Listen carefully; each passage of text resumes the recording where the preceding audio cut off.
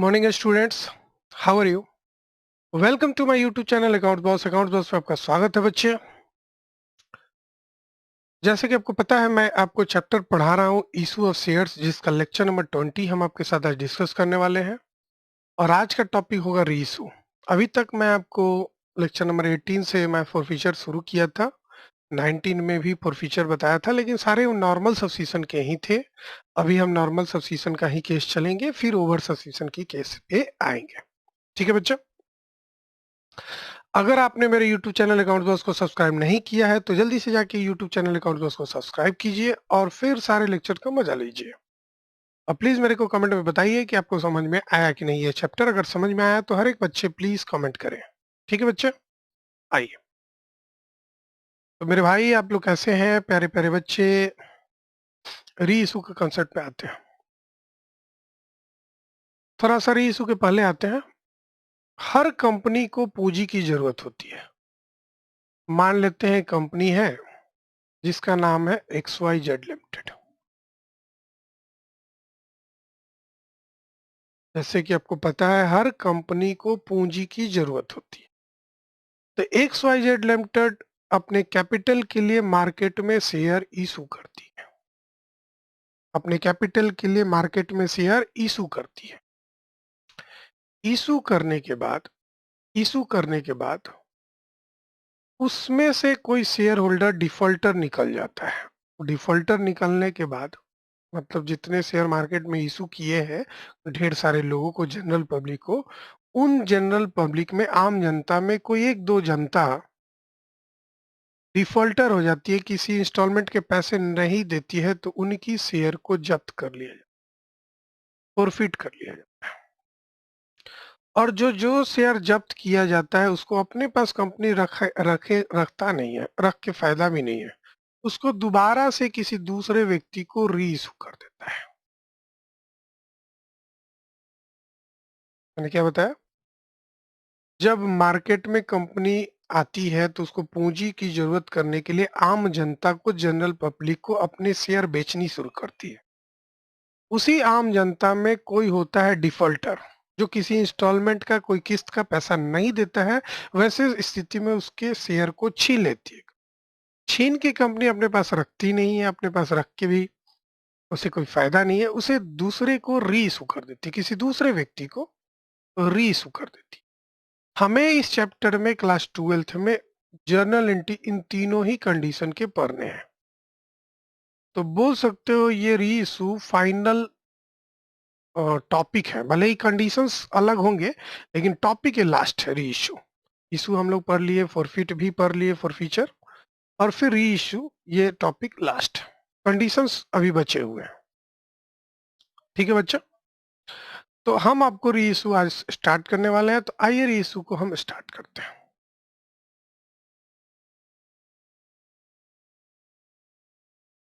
री इशू का जब जर्नल एंट्री हम लोग करते हैं तो यहाँ पे दो जर्नल एंट्री री इशू के करने होते हैं।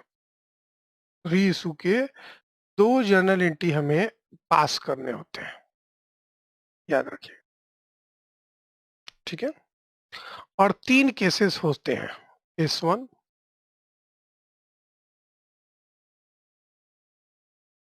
जब कंपनी का कॉल्ड अप वैल्यू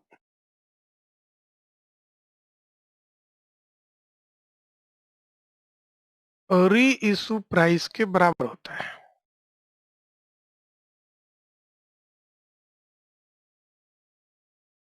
जिसको हम लोग पार का केस बोलते हैं।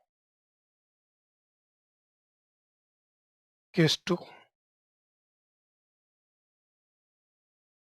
जब कॉल्ड अप वैल्यू से ज्यादा होता है री इशू प्राइस, इसे हम बोलते हैं प्रीमियम।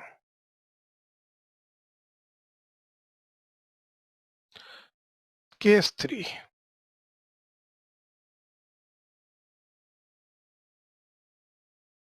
जब कॉल्ड अप वैल्यू ज्यादा हो जाता है री इशू प्राइस से, अभी कॉल्ड अप वैल्यू क्या होता है, री इशू प्राइस क्या होता है, हम जरूर बताएंगे।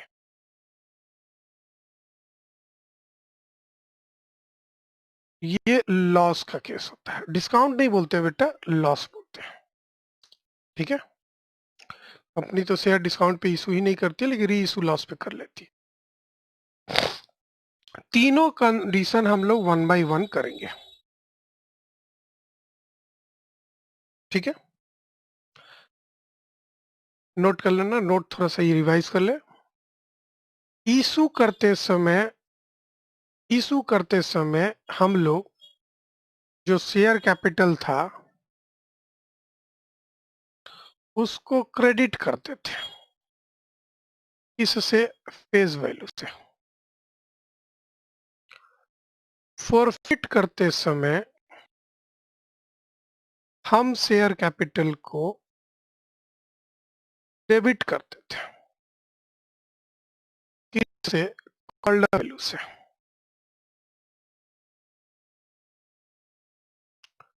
उसी तरह री इश्यू करते समय भी हम लोग शेयर कैपिटल को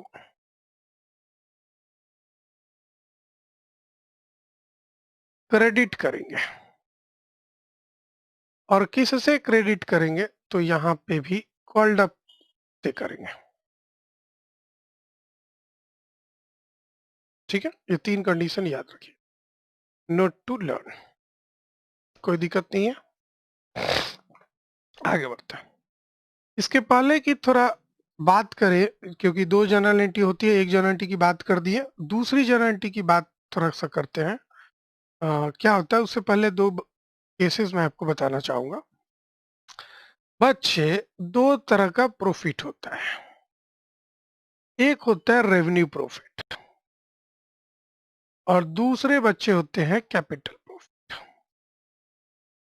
अब रेवेन्यू प्रॉफिट जो किसको बोलते हैं, जिसको हम लोग रेगुलर प्रॉफिट के भी नाम से जानते हैं, मतलब डेली जो बिजनेस का, जो मेन लाइन बिजनेस से कमाया हुआ, अर्जित किया हुआ प्रॉफिट होता है, उसको बोलते हैं revenue profit.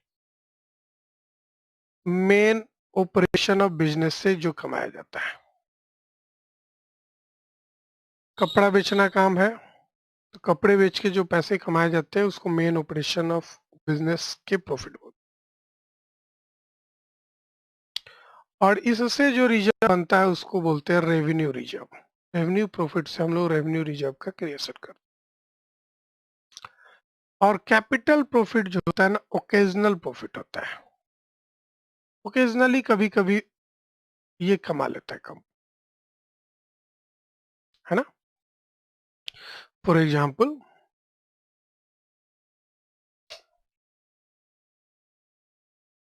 Profit on sale of fixed asset, investment, profit on sale of investment या फिक्स्ड एसेट इन्वेस्टमेंट हो गया। ये जो प्रॉफिट होता है, it is not earn from not earn from main operation of business. Business के main operation से नहीं किया जाता है, बिजनेस के मेन ऑपरेशन से नहीं किया जाता है, और इसी पैसे को हम लोग ट्रांसफर कर देते हैं कैपिटल रिजर्व में। ठीक है, तो शेयर इशू करना कंपनी का मेन काम नहीं होता है, तो issue of share is not main business of company. Company का मेन बिजनेस नहीं होता है शेयर को बेचना। ठीक है, ये तो पूंजी इकट्ठा करने का मेन काम होता है, जो कंपनी रन जिस सेक्टर में काम करना चाहता है उससे प्रॉफिट कमाता है। खैर, अब कैपिटल रिजर्व क्यों बताया है, जरा हम बात करेंगे। यहीं पर घबराने की जरूरत बिल्कुल से नहीं है। एग्जाम्पल लेते हैं जरा। एक कंपनी है PQR लिमिटेड, जो मार्केट में इशू की है 1 लाख शेयर। लोगों ने अप्लाई किया है चल 90,000 ले लेते हैं। अंडर सब्सिशन में भी वही केस होता है, कोई खास अंतर नहीं होता है। अप्लाइड है 90,000। जरा बताओ कंपनी कितना लॉट करेगी? तो जाहिर सी बात है, जो दोनों में कम है उतना कंपनी लॉट करेगी। फेस वैल्यू मान लेते हैं 10 रुपया है, इशू प्राइस भी मान लेते हैं 10 रुपया। पार का केस है। कंपनी ने पैसे इंस्टॉलमेंट में मांगे 3 रुपया, 4 रुपया, 3 रुपया करके। हमेशा की तरह राम एक कंपनी का शेयर होल्डर है, जिसको कंपनी ने 2,000 शेयर अलॉट किया था उसके नाम पे। कितने शेयर अलॉट किया था? 2,000। उसने ये वाली दे दी, ये वाली दे दी, ये वाली शेयर नहीं दी, इसीलिए उसके शेयर को छीन लिया गया, फॉरफिट कर लिया गया। अगर मेरे भाई फॉरफीचर की एंट्री की बात करेंगे, अगर हम फीचर की एंट्री की बात करेंगे तो बड़ा प्यारा सा आपका जवाब होगा। क्या होगा? Sir, share capital account debit कर दीजिए आप। हाँ, तो बिल्कुल बेटा, शेयर कैपिटल अकाउंट हमने डेबिट कर दिया। To, sir share for future account लिख दीजिए। तो लो बेटा, मैं शेयर फॉर फ्यूचर अकाउंट भी लिख दिया। टू, जिस इंस्टॉलमेंट का पैसा नहीं दिया उसका नाम लिख दीजिए। तो share first and final call भी मैंने लिख दिया। कोई दिक्कत नहीं सर। सर अमाउंट भी लिख दीजिए। 2,000 इंटू फेस वैल्यू 10 रुपया है, अनकॉल्ड है 0 रुपया। Face value minus uncalled formula होता है, मैंने पहले ही बताया है, इसी को बोलते हैं कॉल्ड अप वैल्यू। तो आप देखेंगे कि फेस वैल्यू 10 रुपया है, अनकॉल्ड 0 है, तो कॉल्ड अप वैल्यू होगा 10 रुपया। समझ गए? कॉल्ड अप जो कंपनी ने मांगी है। तो यहाँ सारी कंपनी पैसा मांग ली, 3 रुपया एप्लीकेशन भी मांग ली, 4 रुपया अलॉटमेंट मांग ली और 3 रुपया फर्स्ट एंड फाइनल कॉल मांग ली। तो यहाँ 10 रुपया, यानी ये वाली अमाउंट हो गई 20,000। यहाँ पे फॉरफीचर में जो पैसा मिल गया है, तो आप 3 रुपया अलॉटमेंट का, एप्लीकेशन का और 4 रुपया अलॉटमेंट का, टोटल 7 रुपया यानी 14,000 रुपया कंपनी को मिल गया है, जो छीन लेगा कंपनी। उसके बाद जो नहीं मिला है वो है 2,000 इंटू 3, ये हो गया 6,000, टोटल 20,000। डेबिट क्रेडिट बराबर हो गया। अब इसी क्वेश्चन में 3 केसेस का क्वेश्चन हम तैयार करेंगे। हमने अभी अभी देखा था, all shares are reissued. All shares में एक चीज हिडन है, ये क्वेश्चन में नहीं लिखा रहेगा, यहाँ पे हिडन बात है, फॉरफिटेड, हिडन है। इसका मतलब ये ऑल फिट, लेकिन ऑल शेयर लिखा रहेगा। All shares are reissued to Mohan at ₹10 being fully called up, being fully called up। जल्दी ध्यान से सुनना। All forfeited share reissued, all word इसलिए लगा है क्योंकि कभी कभी पार्ट रीइश्यू होता है, वो क्वेश्चन हम बाद में बताएंगे। पहले ऑल, पूरे जितने शेयर छिनाए थे वो रीइश्यू हो गए, राम से छीन के मोहन को दे दिया गया। कितने में दे दिया गया? 10 रुपया में। और being fully called up, fully called up मतलब 10 का 10 मांगा गया था। फुल्ली कॉल्ड अप का क्वेश्चन है, जरा देख लो ऊपर, देख लो ऊपर। यहाँ पे 2 चीज रीइश्यू के समय आपको खोजने हैं। रीइश्यू के समय आपको 2 अमाउंट खोजने हैं। पहले की कॉल्ड अप कितने थे, कॉल्ड अप वैल्यू कितने थे, दूसरा रीइश्यू प्राइस कितने हैं, रीइश्यू प्राइस कितने हैं। और आपको मैं बात बता दूं, तेज बच्चे को अगर छोड़ दे तो एक एवरेज बच्चा भी हमेशा हमेशा कंफ्यूजन में रहता है। एक एवरेज बच्चे भी इन दोनों में हमेशा कंफ्यूजन होता है अगर क्वेश्चन को घुमा के पूछा जाए तो क्वेश्चन को घुमा के पूछा जाएगा। मैं वैसा क्वेश्चन भी बुक का कराऊंगा, लेकिन फिलहाल मैं अपना कॉन्सेप्ट दे दूं आपको। बुक का तो क्वेश्चन मैं लाइन से कराऊंगा, घबराने की जरूरत नहीं है, ये चैप्टर लंबा चलेगा भी। तो कॉल्ड अप वैल्यू और री इशू प्राइस ये ढूंढना होता है री इशू करने के समय। तो अगर इस क्वेश्चन में देखेंगे तो कॉल्ड अप वैल्यू है 10 रुपया, क्योंकि यहाँ एक वर्ड लगा हुआ है फुल्ली कॉल्ड अप, मतलब जितना फेस वैल्यू था उतना मांगा गया था। फुल्ली जब भी रहेगा तो समझ लेना कि ये फुल्ली कॉल्ड अप जब वर्ड इस्तेमाल करेगा तो समझ लेना कि ये फेस वैल्यू की बात कर रहा है। जब भी फुली कॉल्ड अप हिंट में आपको नजर दिख जाए तो ये समझ लेना जितना फेस वैल्यू है उतना पूरा का पूरा इसने मांग लिया, ये अपने दिमाग में सोच लेना। तो इस क्वेश्चन में कॉल्ड अप वैल्यू हो गया बेटा 10 रुपया, और री इशू प्राइस यहाँ पे रहेगा एट द रेट, जो शुरुआत में लिखा रहेगा इसी को बोलते हैं री इशू प्राइस। मतलब ये मार्केट में 10 रुपया में री इशू किया गया। अब इसकी जर्नल एंट्री करने हैं, ठीक है मेरे भाई। तो आइए री इशू का जर्नल एंट्री करते हैं। तो री इशू के जर्नल एंट्री में सबसे पहला एंट्री जो होता है मेरे भाई, इसमें बैंक अकाउंट डेबिट। इशू करेंगे तो पैसा आएगा, डायरेक्ट शेयर का डेबिट करते हैं, डायरेक्ट उसके नाम का पूंजी क्रिएट कर देते हैं, इसमें कोई इंस्टॉलमेंट वगैरह बात नहीं होती। बैंक टू शेयर कैपिटल हो जाता है, कोई इंस्टॉलमेंट वाली बात नहीं। जैसे आपने बताया ना पूंजी लाने का एंट्री किया तो बैंक टू कैपिटल, उसी तरह बैंक टू शेयर कैपिटल हो गया, शेयर की पैसे आ रही है। कितने शेयर री इशू हो रही है, तो इस क्वेश्चन में पढ़े थे ऑल, तो ऑल शेयर था रीसू। रीसू कितने थे, फॉर्मूला रीइशूड शेयर बैंक में into reissue price.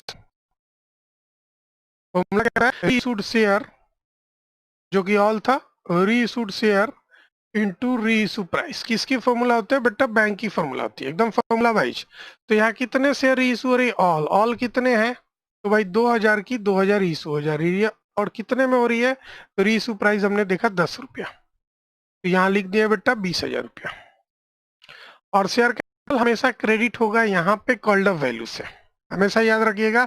Share capital यहाँ पे शुरू में ही आपको बताया था कि यहाँ पे शेयर कैपिटल री इशू के समय ऑलवेज क्रेडिट होगा, किस से, कॉल्ड अप वैल्यू से, फेस वैल्यू से नहीं होगा।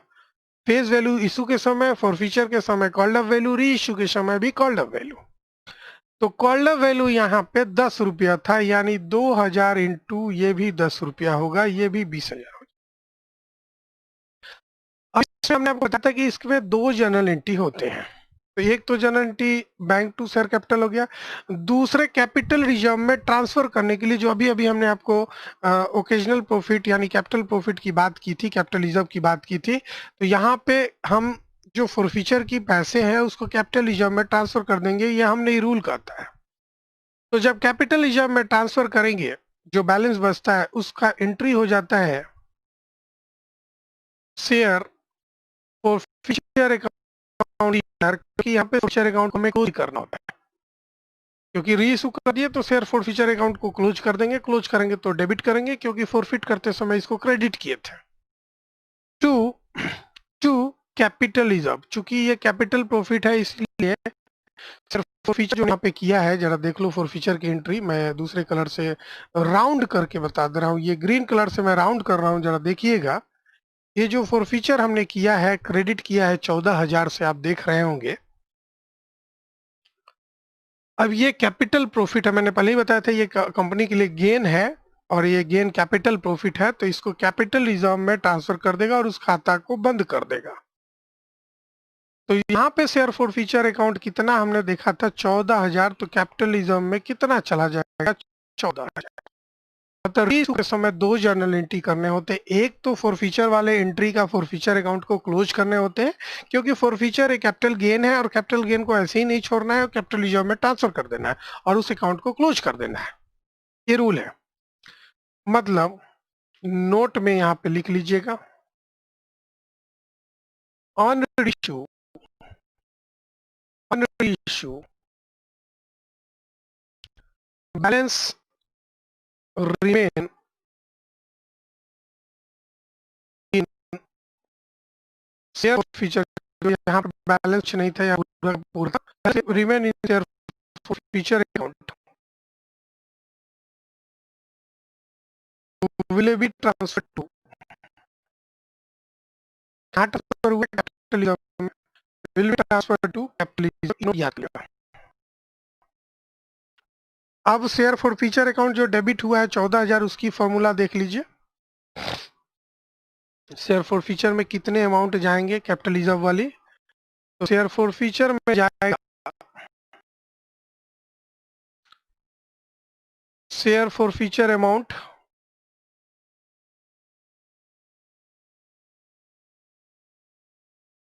At the time of feature minus used, जितना यूज हो जाएगा उसको हटा देंगे। अभी हो रहा है ऐसा क्वेश्चन, मैं घबराऊं नहीं, अभी अभी बताऊंगा तो क्लियर हो जाएगा। तो आइए मेरे बंधु केस 2 की तरफ बढ़ते हैं। क्लियर हो गया पहला, उसी क्वेश्चन है फॉर फीचर का एक ही एंट्री होगा, उसी राम वाला शेयर को बार बार हम मोहन को देंगे, कंडीशन बदल बदल के। Case 2, all shares are reissued at rupees 12 being fully called up, being fully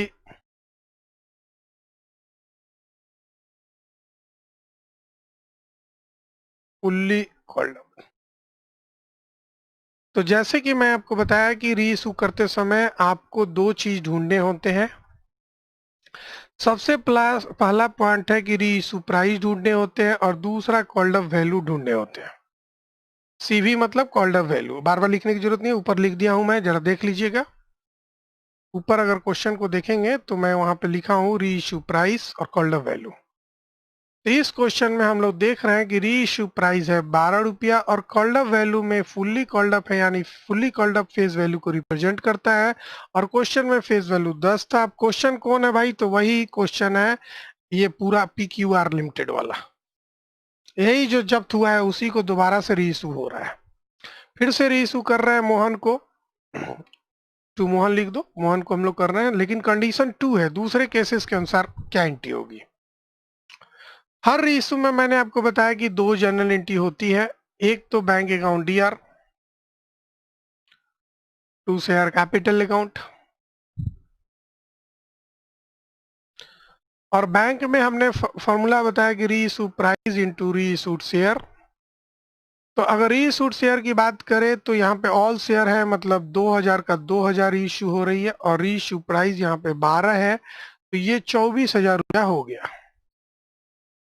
लेकिन शेयर कैपिटल जो क्रेडिट हुआ है उसकी फॉर्मूला है called up value into reissued share. तो कॉल्ड अप वैल्यू 10 रुपया है, रीइश्यूड राइट शेयर 2000 है। RIS का मतलब रीइश्यूड शेयर, मैं बता दूं, जरा शॉर्टकट लिख दूं, RIS का मतलब री इशूड शेयर, ठीक है। CV का मतलब कॉल्ड अप वैल्यू, और कॉल्ड अप वैल्यू का फॉर्मूला तो हमने बताया है क्या है, जरा मैं फिर से बता दूं, face value minus uncalled equal to called up. Face value में से घटा देंगे तो यही हो जाता है कॉल्ड अप। क्लियर है बेटा, क्लियर है।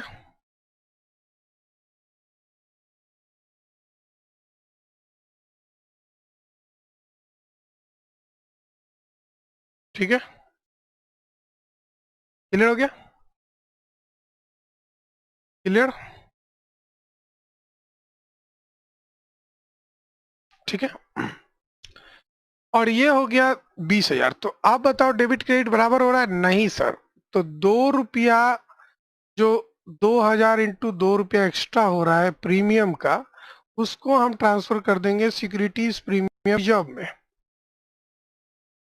सर फिर से सिक्योरिटी प्रीमियम होगा रीइश्यू में? यस सर बिल्कुल होगा। कितना? तो 4000, 2000 इंटू 2, 4000। अरे भाई री इशू करेंगे तो बैंक बैलेंस बढ़ेगा, और बैंक बैलेंस बढ़ेगा तो हम डेबिट करेंगे, शेयर कैपिटल भी बढ़ेगा और शेयर कैपिटल बढ़ेगा तो क्रेडिट करेंगे, एसपीआर भी तो बढ़ रहा है और ये भी तो क्रेडिट होगा, जर्नल का स्पेशल रूल। बोलो। हाँ सर केस टू समझ गया। कहाँ अभी कंप्लीट हुआ कि समझ गया, एक और एंट्री होगा इसमें, वही बार बार बताना चाह रहा है। ये बच्चे जनरली भूल जाते हैं, ये वाली एंट्री करना। और मैं आपको बता दूं बेटा, सिर्फ एंट्री एग्जाम में क्या होगा ना, तो ये 1 नंबर की होती है। Share for future to capital reserve, amount capital reserve का आए चाहे नहीं, ये एंट्री कर देना, आधा नंबर तो गारंटेड आपको मिलेगा। तो लास्ट एंट्री होता है share for future account DR to capital reserve, मतलब ये फुल फ्लेज क्वेश्चन जब होगा तो इशू ऑफ शेयर का सबसे लास्ट जर्नल एंट्री ये वाली होती है, रट लो अभी, आधा नंबर अभी ले लो। Share for future account DR to capital reserve, अगर मैं बता रहा हूँ, मैं कॉपी चेक करने जाता हूँ, जब भी बच्चे लिखते हैं मार्क्स देने होते हैं, अमाउंट गलत हो या सही हो डजेंट मैटर। खैर अमाउंट के लिए मैं फॉर्मूला बताया हूँ। शेयर फॉर फ्यूचर अकाउंट में कितने ट्रांसफर होंगे, तो उसके लिए अभी अभी फॉर्मूला मैंने बताया था, यहाँ share for future amount at the time of for future minus used, use कुछ भी नहीं है बेटा, तो यहाँ 14,000 का 14,000 ट्रांसफर कर देंगे। आप देख लेंगे कि फॉर फ्यूचर करते समय शेयर फॉर फ्यूचर अकाउंट को हमने क्रेडिट 14,000 से किया था, देख लो यहाँ पे है, ये देखो, ये टिक लगाया है, फिर से मैं ग्रीन वाली राउंड जो किया उसी को, फॉर फ्यूचर करते समय share for future account credit है 14,000 से, ठीक है, और वही 14,000 मैंने कैपिटलिज्म में ट्रांसफर हो गया। यूज्ड वाली क्वेश्चन भी बताऊंगा, ये केस 3 में है। तो आइए केस 3 में पढ़ते हैं। ऑल शेयर, बेटा ऑल मतलब यहाँ पे कितने ऑल है, यहाँ पे ऑल 2,000 को बात हो रही है। ऑल शेयर्स आर री issued at ₹8 being fully called up, being fully called up, ठीक है। ये फुल्ली की जगह पे 8 भी हो सकता है बेटा, यहाँ लिख सकता है बीइंग 8 कॉल्ड अप, तो जो कॉल्ड अप होगा उस पर ध्यान देना है। मैं यहाँ फुल्ली लिखा हूँ, और जब भी फुल्ली कॉल्ड अप होता है ये फेस वैल्यू को रिप्रेजेंट करता है, जितना फेस वैल्यू क्वेश्चन में दिया रहेगा उस फुल्ली कॉल्ड अप उतना को रिप्रेजेंट करता है। तो मैंने आपको बताया था री इशू करते समय बच्चे दो चीजों को ढूंढने हैं, किसको किसको, री इशू प्राइस को ढूंढने हैं और कॉल्ड अप वैल्यू को ढूंढने हैं। तो इस क्वेश्चन में री इशू प्राइस जो एट लिखा हुआ है ना, ये हो गया री इशू प्राइस, और कॉल्ड अप वैल्यू फुल्ली लिखा हुआ है ना, फेस वैल्यू की बात कर रहा है, तो यहाँ फेस वैल्यू बराबर है जो कि 10 की 10 होगा, क्योंकि फुल्ली वर्ड इस्तेमाल किया है। अब जर्नल एंट्री जब करेंगे तो भाई जर्नल एंट्री में बैंक अकाउंट डीआर कुछ नहीं बुझाता है, तो bank account DR to share capital तो कर ही दोगे। अरे बैंक टू कैपिटल लाइफ का पढ़ना जर्नल एंट्री आप पढ़े होगे। और दूसरा share for future to capital, जब कुछ नहीं बुझाया तो पहले एंट्री सीख लो, ये लिख के आ जाना एग्जाम में, शेयर फॉर फ्यूचर अकाउंट, जब कुछ नहीं बुझा रहा है तो ये एंट्री जरूर लिख के आ जाना, इशू का अगर क्वेश्चन होगा तो। और इसी से आपको 1 नंबर मिल गए 2 जर्नलिटी से, ठीक है। बोलो मेरे भाई, बोलो जल्दी बोलो, है ना। सर समझ गए। अब आ जाओ कंडीशन, बैंक में क्या फॉर्मूला बताया था, री इशू प्राइस इंटू री इशूड शेयर, री इशू प्राइस 8 है, इशूड शेयर 2,000 है, तो ये मेरे भाई 16,000 हो जाएगा। और इसकी फॉर्मूला है कॉल्ड अ वैल्यू इंटू री शेयर, और कॉल्ड अ वैल्यू 10 है, री इशूड शेयर 2,000 है, तो ये वाली हो गई 20,000। डेबिट क्रेडिट तो बराबर हो नहीं रही है, डेबिट में 4,000 हो रहा है, जब डेबिट में शॉर्टेज हो जाएगा उसको डाल देते हैं, एक दूसरे कलर से लिख देते हैं शेयर फॉर फ्यूचर अकाउंट, उसको डाल देते हैं बेटा शेयर फॉर फ्यूचर अकाउंट से। Share for future account D R, ये लॉस को रिप्रेजेंट कर रहा है, 4,000 किसको रिप्रेजेंट कर रहा है, लॉस को रिप्रेजेंट कर रहा है। शेयर फॉर फ्यूचर अकाउंट जब भी डेबिट होगा तो समझ लो कि आपका नुकसान हो रहा है, और यहाँ पे नुकसान के लिए लॉस वर्ड इस्तेमाल नहीं करेंगे, डिस्काउंट वर्ड इस्तेमाल नहीं करेंगे, उसके लिए एक टर्म यूज किया गया, शेयर फॉर फ्यूचर अकाउंट को डेबिट कर देना है। तो जब कभी कॉल्ड अप वैल्यू ज्यादा हो जाए री इशू प्राइस से, इसका मतलब ये लॉस वाली केस है, और लॉस वाली केस में शेयर फॉर फ्यूचर अकाउंट को डेबिट कर देना, एकदम दिमाग में बैठा लेना है, कभी भूलना ही नहीं है।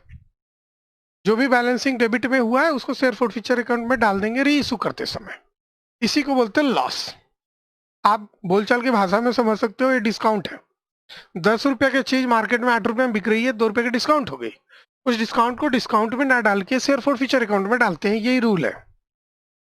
हम इसी को यूज्ड वर्ड इस्तेमाल करते हैं। अब हमको ये वाली एंट्री क्यों करते हैं? क्योंकि हमको शेयर फॉरफीचर अकाउंट को क्लोज करनी होती है। शेयर फॉरफीचर अकाउंट को क्लोज होती है, और क्लोज करके रूल को क्रेडिट इक्वल टू डेबिट होनी चाहिए, क्योंकि डुअल एस्पेक्ट प्रिंसिपल को हमको फॉलो करनी होती है। तो at the time of forfeiture, forfeiture के वक्त, at the time of forfeiture share forfeiture account credit कितने से हुई थी? शेयर फॉरफीचर अकाउंट क्रेडिट हुई थी कितने से? तो 14,000 से इस क्वेश्चन में हुई थी, और री इशू करते समय शेयर फॉरफीचर डेबिट हो चुकी है, ऑलरेडी लॉस के कारण डेबिट हो चुकी है। कितना? 4,000। तो इसका मतलब है कि 10,000 से हमें और डेबिट करने हैं, तो यहाँ पे 10,000 ही होगा। इसीलिए मैंने फॉर्मूला बताया, शेयर फॉरफीचर माइनस फॉरफीटेड वाला है। तो शेयर फॉरफीचर 14,000 था और यूज्ड हो गया यहाँ पे 4,000। इसका मतलब बैलेंसिंग जो 10,000 होगा यही फॉरफीचर में ट्रांसफर होगा, और वही कैपिटलिज्म में ट्रांसफर होगा। मेरी बातें समझ में आया कि नहीं आया? जरा मुझे कमेंट करके बताएंगे आप। बड़ा स्पेशल बात मैंने बता दिया भाई। जब भी नुकसान में हम रीइशू करते हैं, नुकसान के लिए एक टर्म इस्तेमाल करते हैं, उस टर्म का नाम है शेयर फॉरफीचर अकाउंट, और वो डेबिट होता है। चूंकि फॉरफिट किए थे तो हम क्रेडिट किए थे, और डुअल एस्पेक्ट प्रिंसिपल बोलता है कि जितने से डेबिट किए हैं उतने से क्रेडिट होना चाहिए, क्योंकि हम शेयर फॉरफीचर अकाउंट को क्लोज कर रहे हैं, और क्लोज करने के लिए क्रेडिट इक्वल टू डेबिट होना चाहिए। तो हमने फॉरफीचर के समय क्रेडिट किया था 14,000, हमने फॉरफीचर के वक्त क्रेडिट किया था बेटा 14,000। कहाँ कहाँ भाग जा रहा है बेटा मेरा पेन? 14,000 मैंने क्रेडिट किया था, और री इशू करते समय हमको डेबिट करना पड़ गया 4,000 से। तो और कितना हमको डेबिट करना पड़ेगा कैपिटलिज्म में ट्रांसफर करने के लिए? 10,000 बैलेंसिंग फिगर। उसी को हम यूज्ड बोलते हैं अपने बोलचाल के भाषा में। बोलो समझ में आया? तो आपके लिए एक होमवर्क हम यहाँ पे दे देते हैं। चलिए होमवर्क आप समझ लो, मैं दे रहा हूँ। PQR लिमिटेड है, मैं बता दूंगा जब नेक्स्ट लेक्चर में जाऊंगा तो बिल्कुल ये होमवर्क करवाऊंगा, घबराने की जरूरत नहीं है। PQR लिमिटेड इशू किया number of share 10,000, applied allotted दोनों 10,000 है, लिखने की जरूरत नहीं है, लो लिख ही देते हैं। अप्लाइड भी 10,000 है, अलॉटेड भी 10,000 है। ये इशू के समय वैल्यू है और इशू प्राइस भी 10 रुपया है, यानी पार का केस है। और कॉल्ड अप कंपनी ने किया है, मांगा है 3,331, 1 रुपया ऑन कॉल्ड है। ये वाली हम लिख देते हैं ऑन कॉल्ड। राउंड मतलब समझ लेना ऑन कॉल्ड, कंपनी ने मांगा ही नहीं, नोट येट कॉल्ड। एक शेयर होल्डर है, होल्डर मतलब अलॉटेड, एक शेयर होल्डर है 1,000, कंपनी का मालिक है, चलो इसको भी 2,000 ले लेते हैं। उसने ये वाली दे दी, ये वाली नहीं दी, और उसकी शेयर दी, उसकी शेयर जब्त हो गई। और जितनी जब्त हुई, ऑल शेयर्स आर, आगे का क्वेश्चन लिखा रहेगा, ऑल शेयर्स आर री इश्यूड एट ₹9 कॉल्ड अप, 9 ही रुपया मांगा गया। अब जरा इस क्वेश्चन को सॉल्व कीजिए, होमवर्क आपका, ट्राई कीजिए। मैं फिर आऊंगा नेक्स्ट लेक्चर में, तो जरूर इसको बताऊंगा। तब तक के लिए बाय। प्लीज मेरे वीडियो को लाइक करें, शेयर करें, सब्सक्राइब करें और कमेंट करना